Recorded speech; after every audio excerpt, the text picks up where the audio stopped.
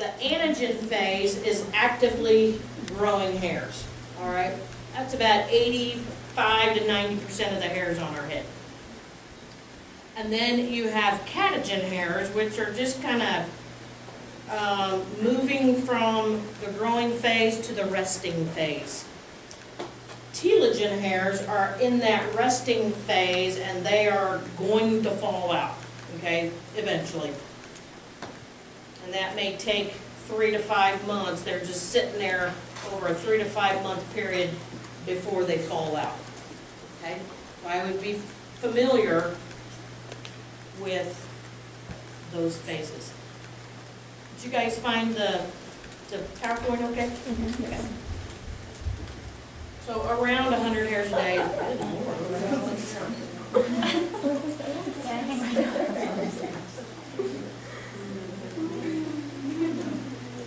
Okay. So any diseases of the hair, there's certain historical, subjective information you want to find out. Is it thinning? Where are you noticing the hair loss? Is it just to the top of the head? Is it widespread? Is it shedding? Does it clog your drain every time you wash your hair? Are you using any products that could be aggravating things? Is there pain, itch, burning? Are there any symptoms associated? Associated nail abnormalities, because there could be some similar features. Other signs of androgen excess. Do they have, especially in females, do they have excess hair down in the beard distribution? Other autoimmune problems, chronic illnesses, recent surgeries or major stressors, change in medications, things like that.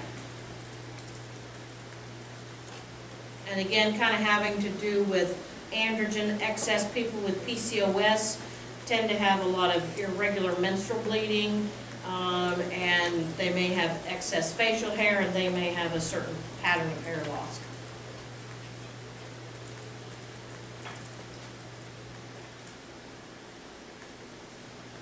All right, so you're going to get a good close look at the scalp, obviously. You're looking for redness.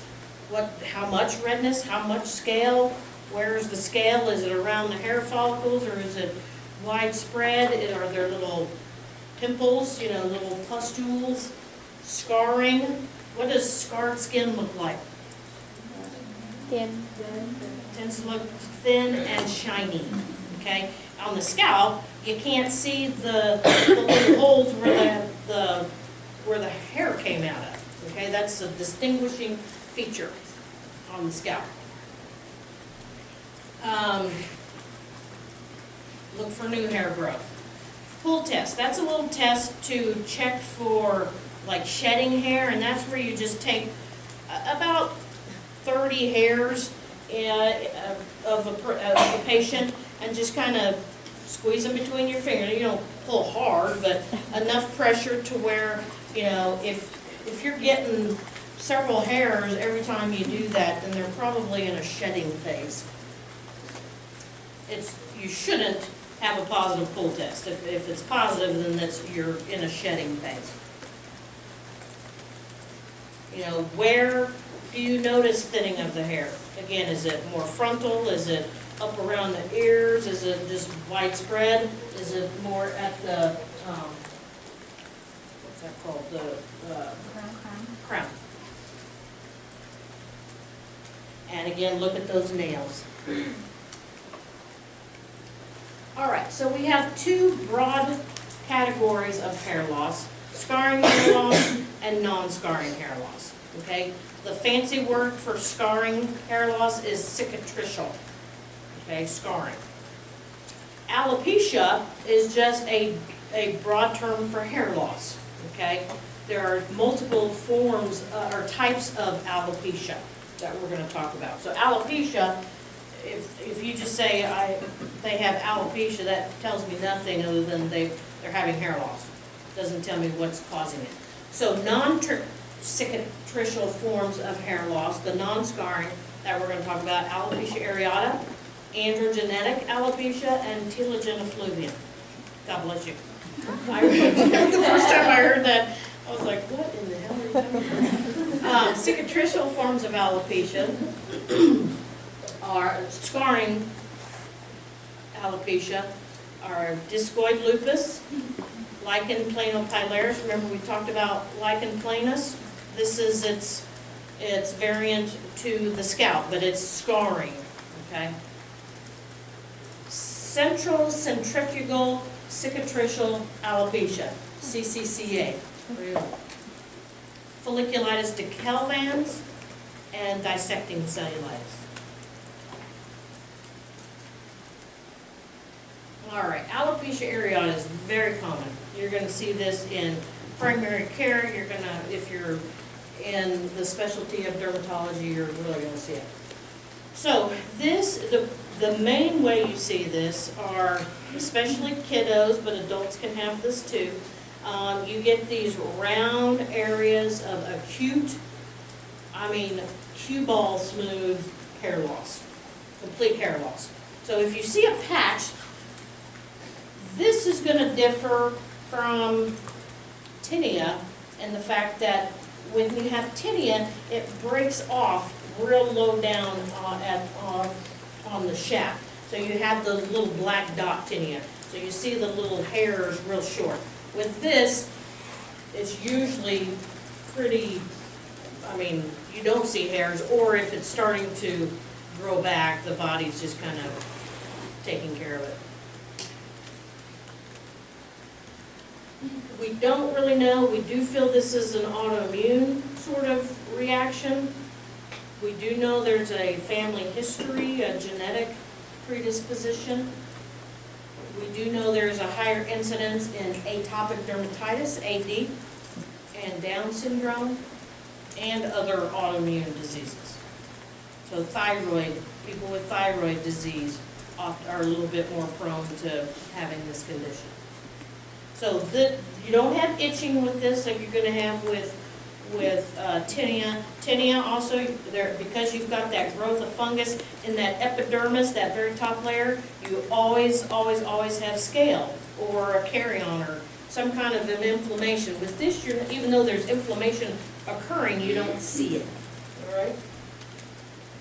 Because the process is happening deeper. All right, there are a few forms. When you have the entire scalp involved, when a person loses all the hair on their scalp, that is called alopecia totalis. When you have hair loss involving all the body hair, or at least partially all of the body hair, it's called alopecia universalis.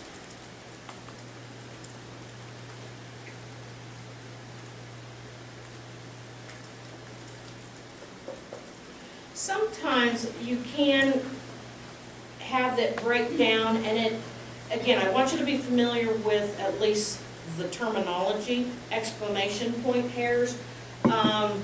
When you see them, it's kind of broader at the more distal component, and it's more narrowed at the proximal, at closer to the scalp. So it kind of looks like an exclamation point. Again, I would expect you to see that clinically, but know it for testing purposes.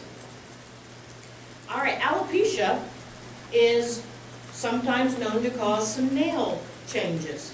That's why we look at the nails. And nail pitting, it can be pitting like you see with psoriasis of the nails, or it can have just, pretty significant destruction, nail change, dystrophy anyway, not destruction, but dystrophy. The nails are there. But. So this oftentimes will just, the body will calm down and it will resolve on its own. There are some things that we can do to encourage that. Again, you want to decrease that inflammatory reaction locally, all right? I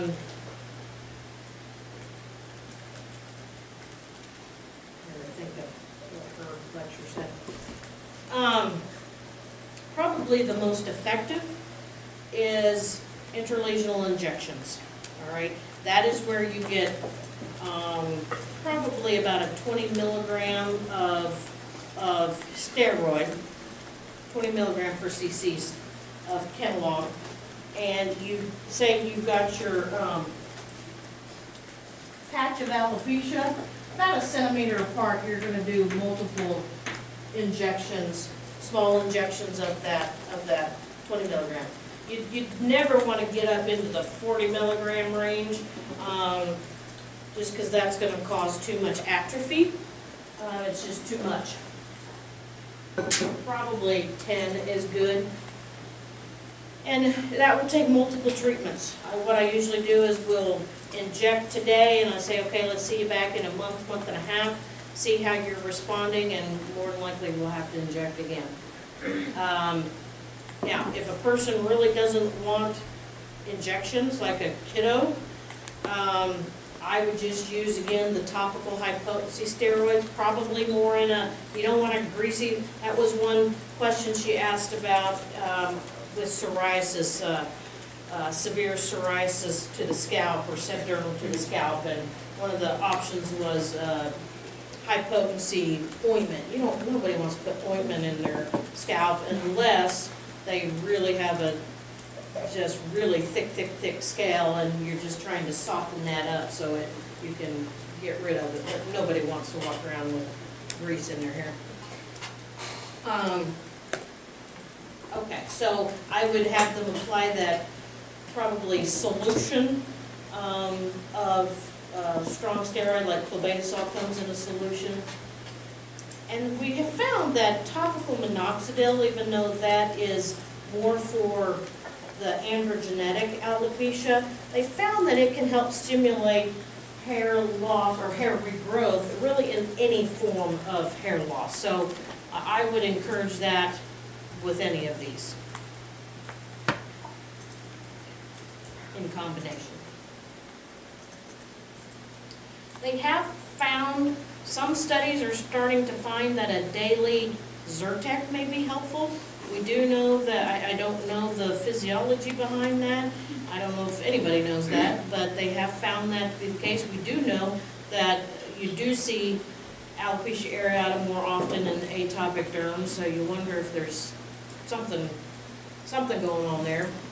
For widespread involvement, so your intralesional injections or topical steroids are your best for your few individual solitary lesions. If you have widespread involvement, it's much better to use a topical immunotherapy. Okay, again, trying to get your immune system, you're actually revving up the immune system. I think it's almost like you're trying to confuse the body, so you're shifting the inflammation somewhere, and it helps to regrow the hair. Topical anthrolin is used for that. Again, primary care is not going to do this. You're going to refer these people on. But I want you to be aware of the difference between widespread involvement of the scalp and just, a few lesions of the scalp. They are studying some new medications out there, so I'm hoping those medications, I haven't checked. Normally I probably would have checked to see where we are with some of these medications, but they've got some good stuff in the works, and so that will be helpful. And then the National Alopecia Areata Foundation is what you can refer your patients to. All right, so alopecia areata, what you normally see, that round cue ball smooth, you can tell he's got some regrowth in there. So that's good. That's a sign that his body's starting to calm down.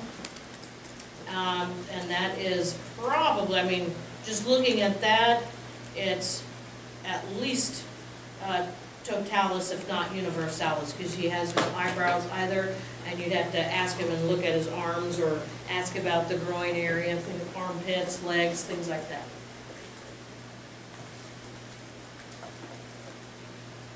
Alrighty, androgenetic alopecia, that's the most common. Men, but women too. Women can have this pretty severely, although they never go completely bald like a man can, but they can get pretty thin. Alrighty.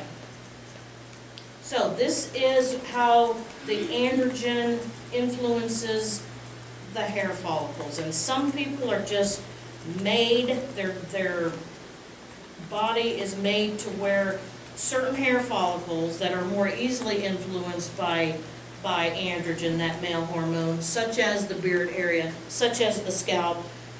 Some people are just prone to that, okay? And if you've got that, if you throw extra testosterone, I would see all the time women who were going for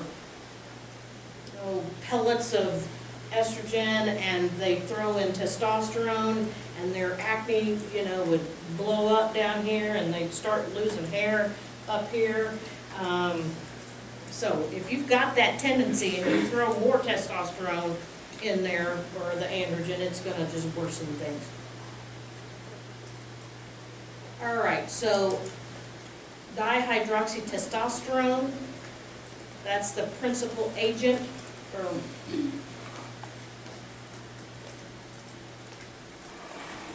there's a DHT.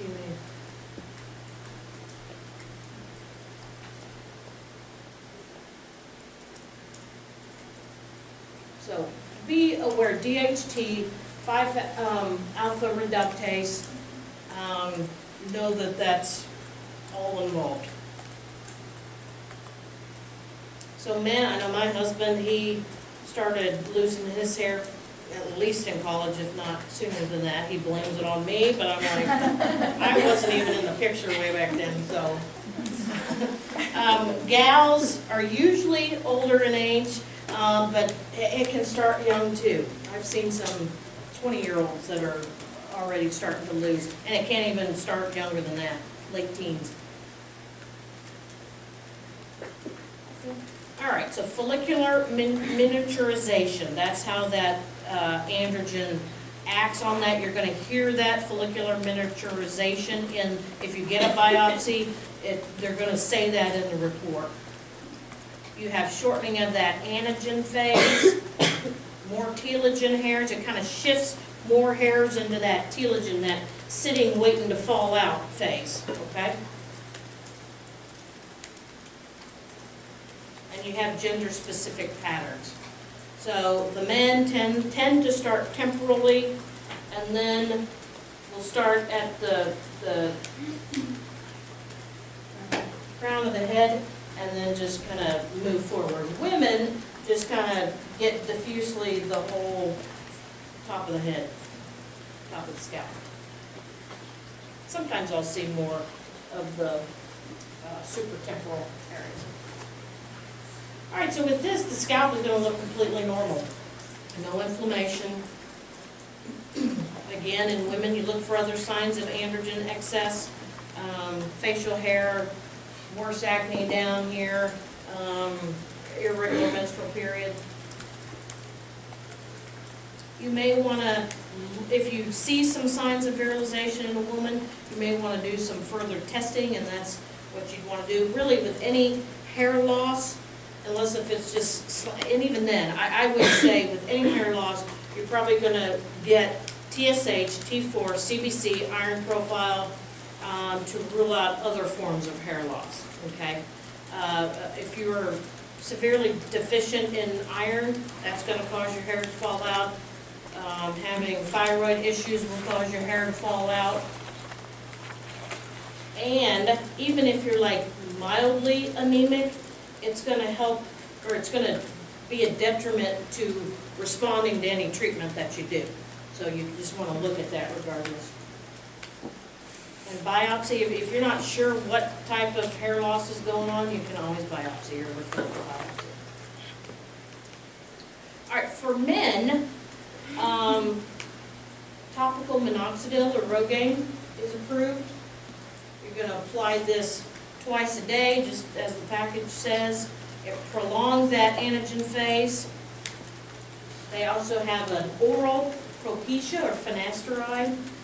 This is the type 2 5-alpha reductase inhibitor.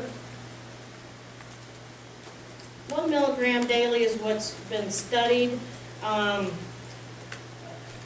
Just FYI that you're not going to be tested on this, but Alopecia name brand is so incredibly expensive. Sometimes what we'll do is we'll write for the generic finasteride, 5 milligram, and have them take a half a pill a day. It's more than, you know, what they did studies in, but they don't feel like it's detrimental in any way, and it saves the patient a heck of a lot of money. So about, you know, they get pretty good response with this, about 65% of their regrowth.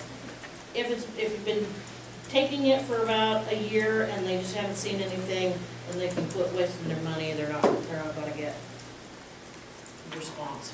Hair transplant is also, in fact, my next, if I told you my next door neighbor, he is a retired dermatologist. In fact, I went to high school, my husband and I both went to high school, he went to grade school with his daughter, and he is like well known nationally for hair transplant, and that he did, you know, he kind of started, was the hair transplant guru in the state probably.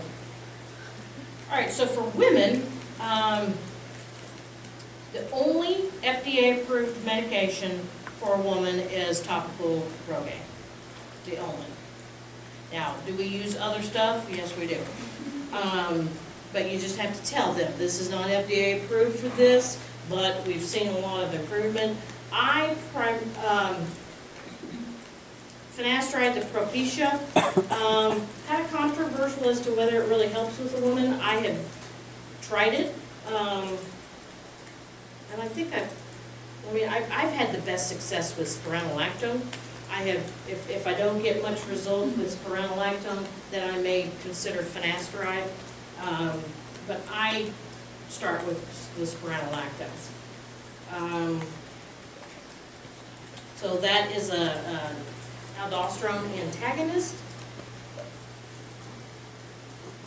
I feel like for hair loss, androgenetic hair loss in a female versus acne, androgenetic acne in a female, you need higher dosages.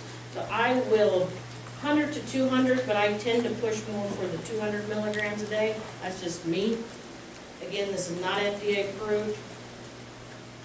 You have to, you know, in this age group, you may start seeing more women that are on high blood pressure medications, so you have to make sure they're not on an ACE inhibitor that will cause hyperkalemia. This can cause hyperkalemia as well, so you don't want two medications that will cause hyperkalemia. You certainly can't use it in somebody with renal disease, where they are hanging on to potassium anyway.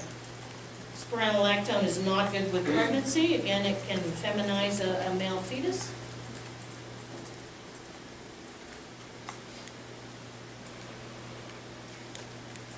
One thing I remember I found this interesting. I didn't know this, by cimetidine, Tagamet, in higher dosages has a mild anti-inflammatory effect, like 300 milligrams 5 times a day.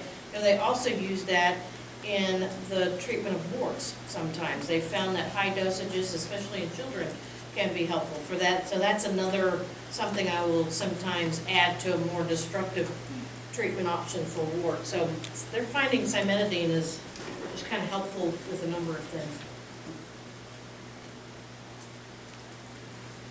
Flutamide, I have never used that, but that has, I went to a lecture several years ago and she used that first line. I never have, just because of the hepatotoxicity, but that is an option out there too. For both female and male, you don't want to give spironolactone to a male, okay? These are some others, I'm not really going to go through them. If you want to share your, I don't have in here, no, I don't have in here, plasma, you know, where you pull your own plasma and spin that down, what's that called? PRP. I'm dyslexic this morning. and inject that. I think that's kind of becoming, they're doing more studies and they are finding that that can be helpful. So we'll wait to hear more about that. Questions about androgenic alopecia? Androgenetic. Telogen effluvium. Again, all of these are non-scarring. All right, so this is just excessive shedding of normal telogen hairs, okay? What happens, though, is you get a stressor. Okay, the stressor can be a number of different things that we'll talk about. And then anywhere from 2 to 5 months later, you start shedding your hair. And what happens is, how my simple mind works, is that, you know, all of those hairs that are just sitting waiting to fall out, those telogen phase hairs, fall out in a much shorter period of time. Okay, so you're not losing anything really more than what you would, but it's just over such a shorter period of time. So you feel like you're losing a ton of hair. And this happened to me after I had my daughter. I was just like, oh my gosh, you know, the tub was full. So anytime you hear, I just take it, it's falling out by the handfuls, and you always have to think about this. Females much more common with this particular type, and note too that offenders of this tend to be reoccurrent offenders of this. So maybe every time they get it, you know, have a stressful period or a stressful event, they do this again, and so, you know, they kind of do this, you know, up and down with their hair volume. All right, so a number of stressors. Your thyroid, hyper or hypothyroid, change in estrogen-containing drugs such as birth control pills. That's a pretty common reason. Any nutritional deficiencies, rapid weight loss, say a person gets a, you know, gastric bypass or something like that, you know, 6 months, 10 months down the road, they may start shedding their hair.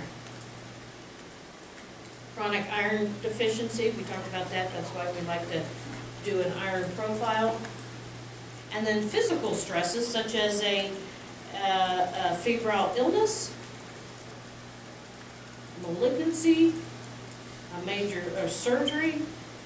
Now, I hear all the time of more emotional stressors, so even though it may not be in a book somewhere, I firmly believe that if you're in a lot of emotional stress, that can kind of get that going too. Yeah. Anxiety, depression, bipolar disease, intoxications, drugs, certain drugs, cimetidine, isn't that interesting? They don't really need to know that, other than the oral contraceptives, I would be familiar with that. All right, so again, this is just where you're losing all those telogen hairs in a shorter period of time. No abnormalities to the scalp. There's no, or to the scalp, no scale. This you generally have where the androgenetic, you had more to the upper part of the scalp.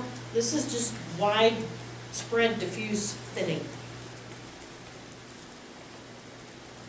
Oh, bag sign. I was like, bag sign, what was that? Bag sign is these people will bring in bags of hair. They will show you. This was Tuesday's hair that I lost. This was Wednesday's hair that I lost. Blah, blah, blah. So if you see that, that's the bag sign, and that's probably what they're dealing with. All right, this is when you're going to get a positive pool test, if they're in that active shedding phase. Now, if you're kind of at the tail end of that shedding phase and it's kind of resolving, you're not gonna be pulling it. You're going to get a positive pool test. Okay, Bose lines, which we'll talk about in our next. That's a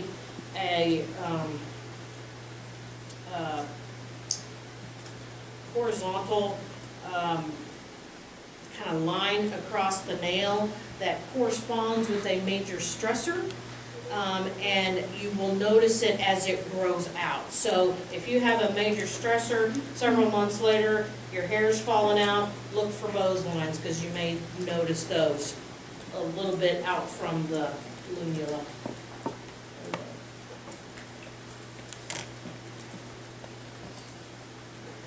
On biopsy, if you happen to get a biopsy or you're not quite sure what's going on, you will see an increased ratio of telogen hairs. And blood work, as we talked about. All right, so if you can remove what's causing, if they're hyperthyroid, treat the thyroid, and it will eventually clear the hair. I think reassurance with this condition, because gals especially freak out about hair. I mean, hair is an important deal. And I have seen, other than I had more people pissed off at me about warts and not being able to get rid of them. With hair, I have more tears than anything. I've experienced more tears. So it will completely resolve on its own. You just got to give it several months. Now, would I add? I would say you might suggest taking some biotin. You know, biotin is good for hair and nails. I might suggest to push it along a little bit more, try some minoxidil, topical Rogaine. And again, this can reoccur. Okay, questions about the non-cicatricial, non-scarring? Okay, let's go into the scarring. So with this, you get destruction of those hair follicles by X-inflammatory process. This is not considered scarring from, say, a carry-on, okay, that inflammatory boggy mass associated with tinea. This is more of a non-infectious inflammatory reaction. There are different inflammatory cells that can infiltrate when you get a biopsy, you know, and it's always going to talk about what cells predominate in the inflammation there, and it can be lymphocytic, neutrophilic, or a combination of the two.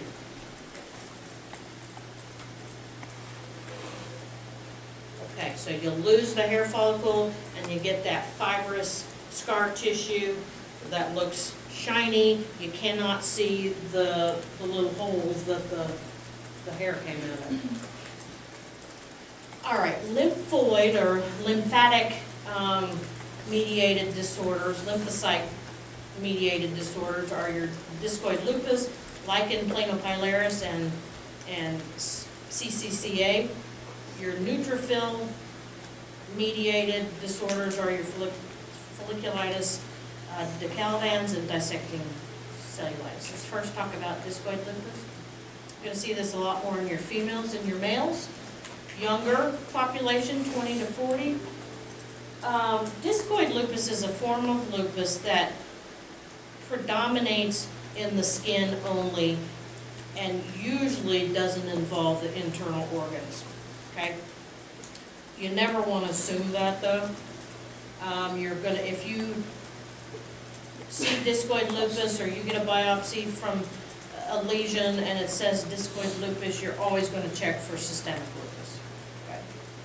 And if they do, you're going to refer them on to rheumatologist. All right, so these are going to be red atrophic patches of hair loss. Makes sense. Erythematous, the inflammation, atrophic, the scarring. With this, you tend to have this and the LPP, lichen planopilaris. You tend to have kind of hyperkeratosis, a buildup of dead skin cells around the hair follicle. So if you look at it closely, you'll be able to see that. Telangiectasia, you may see that within the scarring.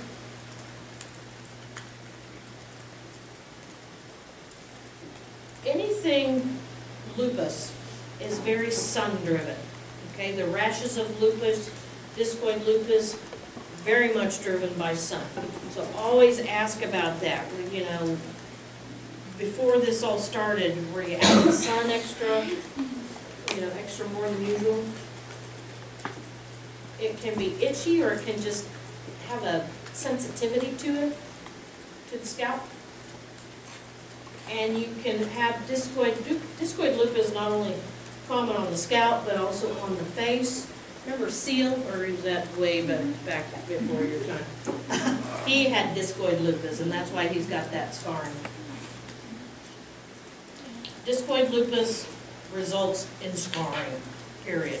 So your goal is to calm that down to minimize or hopefully not get to the scarring point. Oops, sorry. Oh yeah, in the ears, I forgot about that. The bowl of the ears, conchal bowl of the ears, is a real common place where you can get discoid lupus, so look in your ears as well.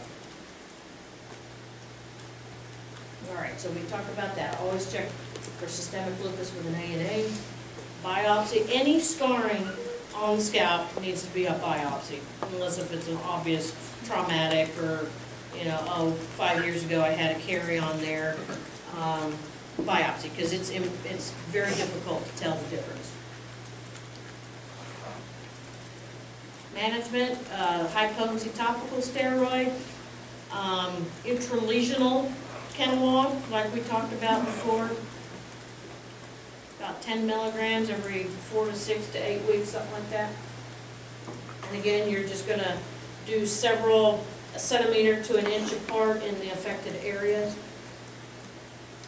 Some systemic medication, your lupus responds well to hydroxychloroquine. Any of those sun-driven rashes are respond real well to Plaquenil. We don't really know how it works, but it does. So you may need to do that. Sun protection, have more hats. And there is a patch of discoid lupus to the frontal scalp, and then onto the face and the ears. Like in the planopilaris, you may or may not have, the Wiccan stria. I would look in the mouth, look for Wiccan stria. It may help you with the diagnosis without a biopsy. Look for other rashes on the skin. Middle-aged women.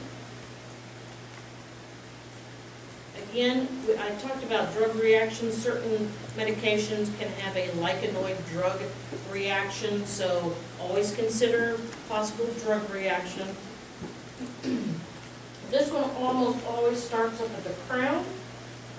I had this gal who had been for years treated for psoriasis of the scalp, and it was not psoriasis. I mean, there was obvious scarring and way more inflammation than you're ever going to see with psoriasis of the scalp.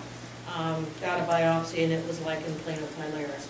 She had lots of itching and burning discomfort, and she'd come in and we did intralesional injections several months in a row, and it really helped her symptoms and the progression of the disease. That's the key.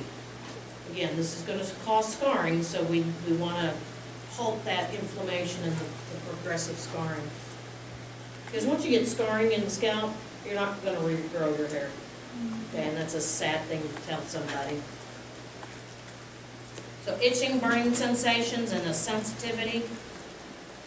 So again, perifollicular, around that base of the hair follicle, you're going to have increased redness and hyperkeratosis. You just get the little bits of dead skin cells down at the base of those hair follicles, the follicles that are still there. There is a variant of this that I want you to be familiar with called frontal fibrosing alopecia. This tends to be more in the older population, tends to be more the frontotemporal region, and you will oftentimes see hair loss of the eyebrows. I had a lady with this too.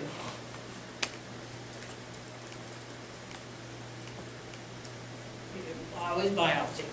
Confirm say that. So same sort of thing.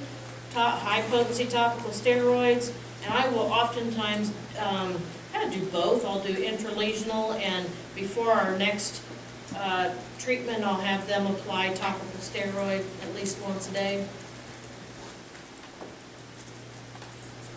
And again, you can use other medications. Again, same sort of thing with doxycycline, minocycline. You can use that for its anti-inflammatory effects. That can sometimes be helpful. Yeah. I'm a little bit confused on steroids for the face. In Farm last week, I think it was specifically for rosacea, we talked about trying to avoid putting steroids on the face. Rosacea, absolutely. So is it because these are more severe that Yes. it's acceptable? Well, yes, rosacea actually can be worsened by topical steroids. Oh, okay. So you never want to use steroids on rosacea. Okay. Because this you have to use it. It's the only thing that will calm the inflammation down. So like even for DLE, even if like directly on the face, you still? Yes. Okay. And I would use probably at least a mid-potency. You know, do I want them to use it every day for forever? No. You know, you'll apply it twice a day until it looks better. That redness is out of it. When that redness goes away, that's telling me the inflammation is going away. And the symptoms are improved. Once we get it under control, then back off of the topical, the higher potency, and then you may use like the Protopic or the Elidel for maintenance. So, yeah. And this is what that looks like. Again, you can't really appreciate, you can kind of see that redness and hyperkeratosis around those hair follicles, that remaining. It's very smooth, shiny. You can't see the little hair follicular holes. I'm sure there's a better terminology for that. CCCA. This is most commonly seen in the African American population. They used to call this hot comb alopecia. They felt that it was associated with hair straightening techniques. Oftentimes in the past, but even now today, they would use hot oil and a hot comb to straighten that hair out. They felt that the heat transferred down to the base of the hair follicle and caused inflammation and caused the scarring. They're kind of pulling away from that because in some studies they found that people who had zero history of hot comb usage still came down with this. So, however, I think if you see this and they are using processes like that, or ways to straighten their hair, encourage them not to do that because it could potentially be a factor.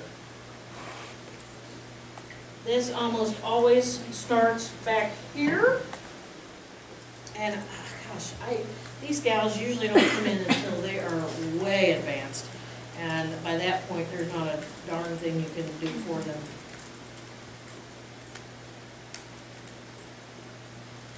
So, crown and then spreads out centrifugically out from that center area.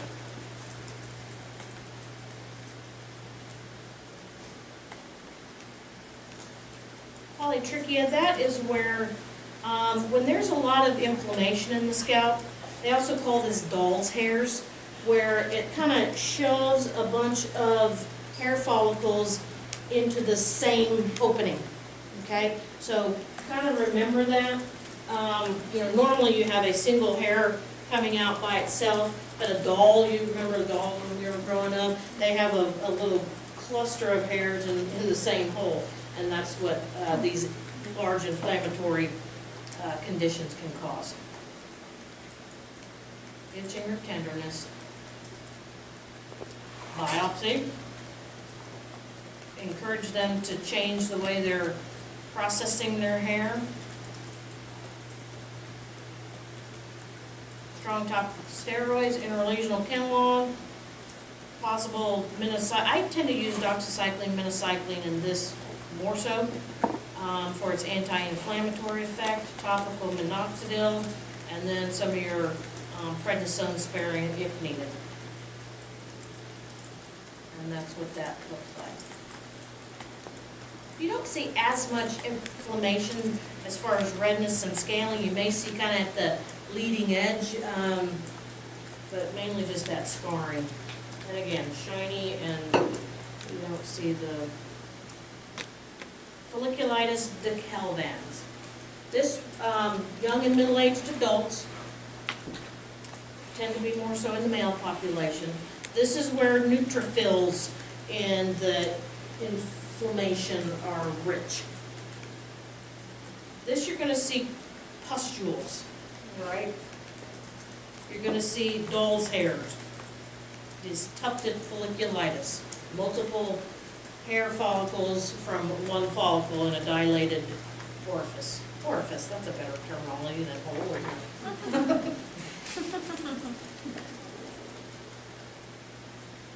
Okay. So pustules, think of that. Okay, yeah. Don't really know what causes this, but we feel that it's almost a hyperimmune reaction to staph or strep. So this we oftentimes will treat with oral antibiotics. Pain, itching, burning, long-term antibiotics. And for its antibiotic as well as its anti-inflammatory properties. Topical, you can use topical antibiotics. You know, you might try that first, and if that doesn't do it, then get into the oral medications. Topical steroids in combination to calm that inflammation down.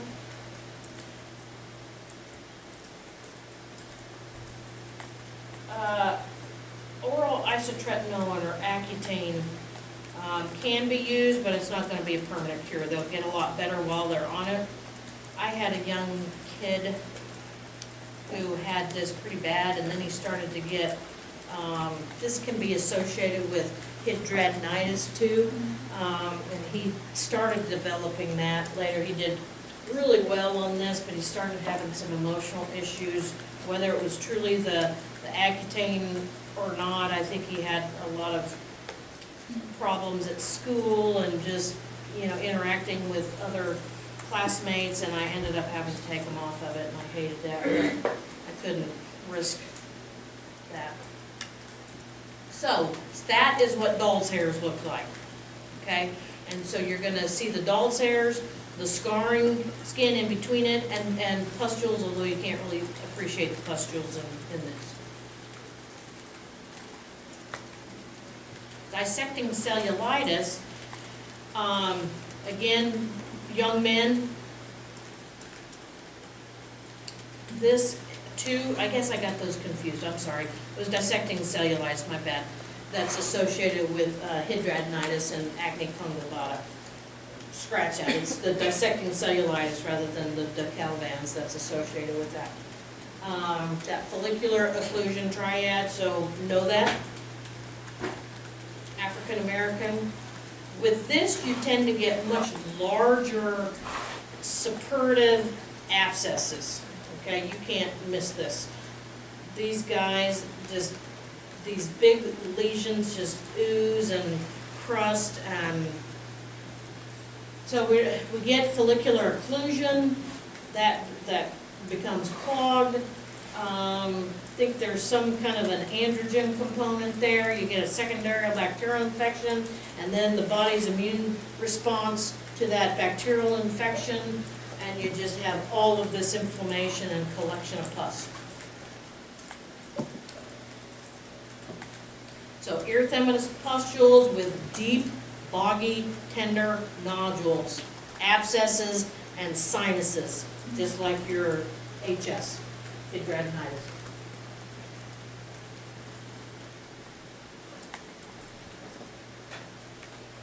Arthritic and tender. Yeah, we oftentimes will use interlesional steroids. Especially African Americans are prone to scarring, so that the scarring formation will be really thick and hard. You know what a keloid is? That's just excessive laying down of excessive scar tissue. All right, so oral and or topical antibiotics, topical steroids and or intralesional steroids. Interlesional, you're for sure gonna have to do, and probably in between treatments, the topical steroids. You can use the isotretinoin, but again, it's not gonna be a cure. It's just, you hope for at least a long-term remission. Sometimes you may open some of these up and drain them. For extreme cases, you might refer on to a surgeon that might do excision and skin grafting. So that is what this looks like. That's pretty significant. And, you know, all of those tracts just draining and crusting, and it's tender. I remember this poor young kid I was telling you about just couldn't lay down, and he was just in so much pain. Okay, questions? Okay, well, we